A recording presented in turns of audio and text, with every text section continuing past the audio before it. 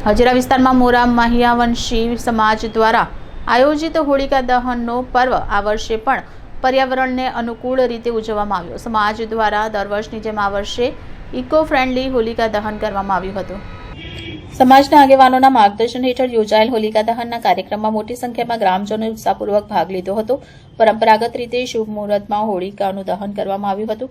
આ પ્રસંગે સમાજ બંધુઓ દ્વારા ગરબા રાસ અને પારંપરિક લોકગીતોની રમઝટ બોલી હતી, જેણે વાતાવરણને ભક્તિમય અને આનંદમય બનાવી દીધું હતું। આ આયોજકોનો ઉદ્દેશ્ય યુવા પેઢીને પર્યાવરણ સંરક્ષણ સાથે જોડતી વખતે સાંસ્કૃતિક વારસો સાચવવાનો હતો। સમાજના મહિલા અને પુરુષોએ વૃક્ષોને નુકસાન ન પહોંચાડવા અને સ્વચ્છતાના મહત્વ પર ભાર મૂક્યો હતો। કાર્યક્રમને સફળ બનાવવા માટે સમાજના યુવક અને આગેવાનોએ મહેનત કરી હતી। અંતે સૌ એકબીજાને હોળીના પવિત્ર પર્વની શુભેચ્છા પાઠવી હતી। મારું નામ ધર્મેશ કંઠારિયા, મહિયાવંશી સમાજ મોરા।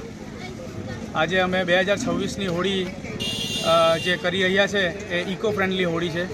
મુખ્યત્વે પર્યાવરણ બચાવવું, લાકડાનો આપણે ઉપયોગ તદ્દન ઓછો કરીએ, જેનાથી જંગલ ના કપાય, જંગલ સુરક્ષિત રહે।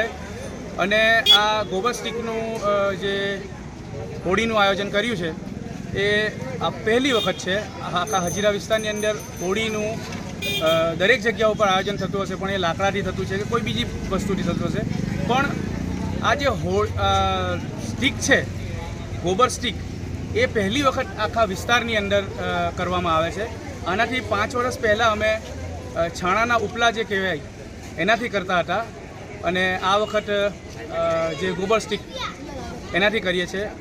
આમ મહિયાવંશી સમાજ લગભગ 40 વર્ષથી મોરા ગામની અંદર સમાજના હિત માટે કાર્ય કરે છે, અને આ પણ એક સાર્વજનિક હોળીનો તહેવાર છે।